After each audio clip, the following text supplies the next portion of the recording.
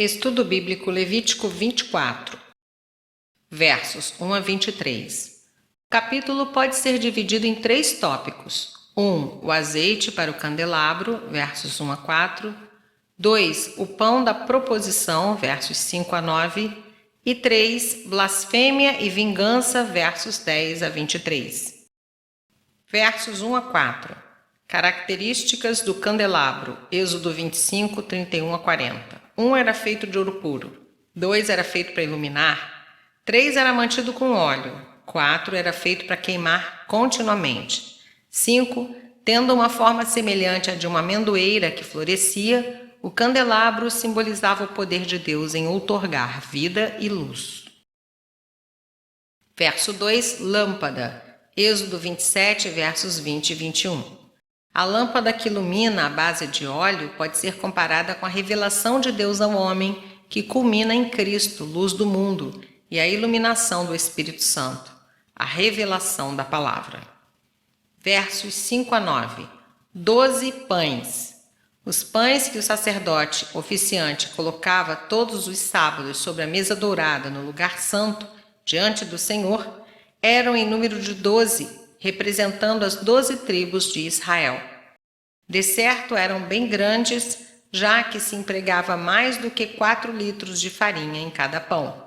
Eram servidos quentes no lugar santo no sábado, dia no qual os antigos eram removidos.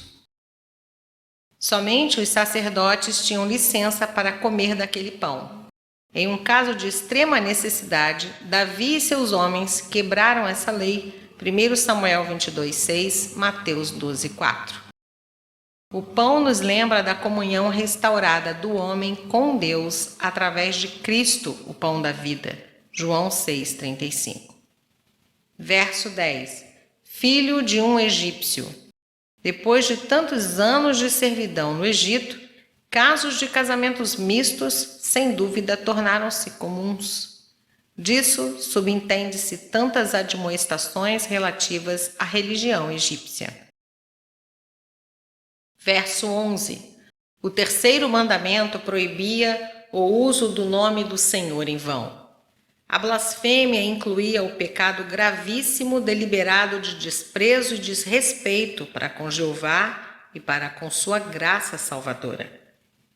Verso 16. No Antigo Testamento, blasfemar ou zombar do nome de Deus, injuriando assim a pessoa de Jeová, acarretava a penalidade da morte. A blasfêmia era o comportamento dos ímpios, Salmo 74, 18, Isaías 52, 5. A idolatria era também considerada como uma forma de blasfêmia, Isaías 65, 7. Porque esse pecado era um desprezo para com o nome do único e verdadeiro Deus. Será morto. O pensamento básico aqui não é tanto impor uma penalidade por causa de um pecado grave. A necessidade urgente era a remoção de um foco de infecção na comunidade. O desastre desceria sobre a terra na qual o nome de Deus fosse blasfemado, onde a majestade do Deus vivo fosse repudiada, não importando que o ofensor fosse um israelita nativo ou um estrangeiro domiciliado em Israel. Exemplos da blasfêmia. O rei Senaqueribe da Assíria, segundo Reis 19, 4, 10, 22, e Himeneu, um herético da Igreja Antiga, 1 Timóteo 1, 20, os incrédulos têm prazer em acusar os santos da blasfêmia que eles mesmos praticam, conforme os fariseus fizeram com Cristo. Mateus 26, 65, Lucas 22, de 66 a 71. De igual modo, os membros da Igreja Apostólica foram acusados de blasfêmia por afirmar a deidade do Senhor Jesus Cristo. Atos 6, versos 11 a 14. Verso 20. Olho por olho, dente por dente. O propósito desse versículo é o de impedir uma vingança exagerada, como foi no caso de Lameque e Caim. Gênesis 4, 24.